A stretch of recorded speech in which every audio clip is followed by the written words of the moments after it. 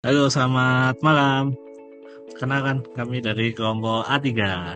Pada kesempatan kali ini, kami akan sedikit menjelaskan ya mengenai peran ASN dalam digitalisasi pelayanan publik di Kementerian PU. Baik, langsung saja kita lanjut. Silakan bisa tolong dibantu dari Oh ya, Rita mungkin ya. oke. Deskripsi isu sendiri ada kapasitas literasi digital ASN Kementerian PU yang masih belum merata, sehingga pemanfaatan layanan publik berbasis aplikasi kurang optimal. Kemudian ada perubahan budaya kerja ASN masih menjadi tantangan karena banyak yang terbiasa dengan pola manual dan birokratis sehingga sulit beradaptasi dengan dunia digital. Kemudian untuk keamanan cyber sendiri, sistem digital Kementerian PU masih rentan kebocoran data dan penyalahgunaan akses, sementara literasi keamanan digital ASN belum memadai. Next. Silakan bisa dibantu rekan. Ya, isu pertama yaitu kapasitas literasi digital ASN yang masih belum merata. Adapun dampaknya jika tidak segera ditangani, yaitu yang pertama, aplikasi layanan publik bisa tidak dimanfaatkan optimal. Yang kedua, potensi kesalahan input data dan keterlambatan proses administrasi menjadi meningkat. Yang ketiga, efektivitas digitalisasi layanan publik menurun sehingga pelayanan masyarakat tetap lambat. Baik, saya next. Baik, untuk selanjutnya, isu yang kedua yaitu mengenai perubahan budaya kerja. Dapat dilihat data dan fakta yang ada dengan adanya aspek adaptif yang masih rendah tersebut mengakibatkan proses digitalisasi berjalan lambat dan tidak konsisten karena masih banyak ASN yang enggan beralih dari metode manual.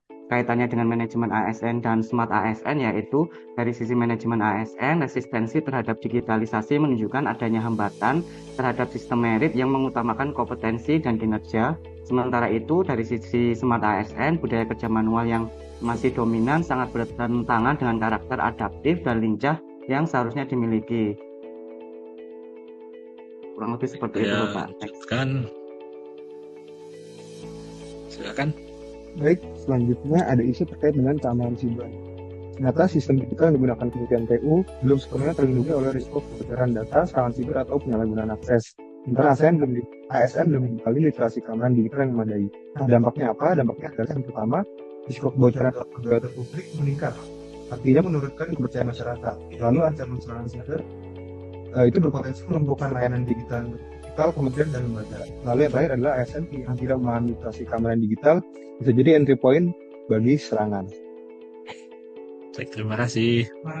Baik, kalau begitu ini saya bantu sedikit dari 3 isu yang sudah dijelaskan tadi.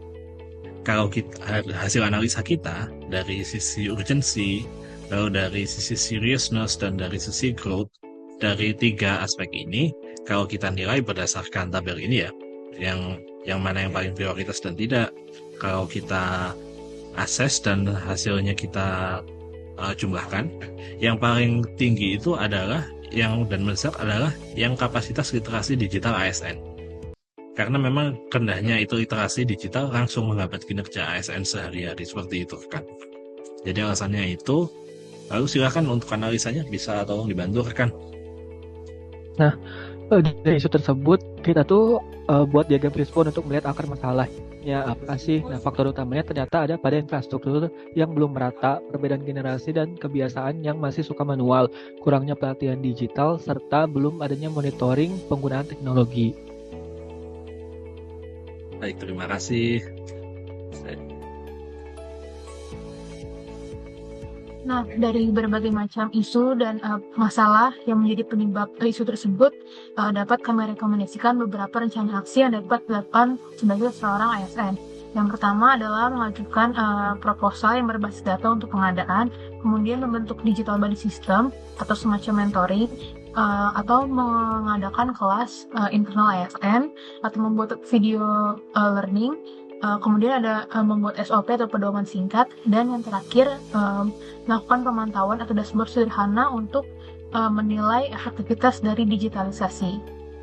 Mungkin sekian dari kelompok 3 yang dapat kami sampaikan, kurang lebihnya mohon maaf, terima kasih. Baik, terima kasih rekan-rekan dan semoga ini bermanfaat. Sampai jumpa di sesi berikutnya. Selamat malam.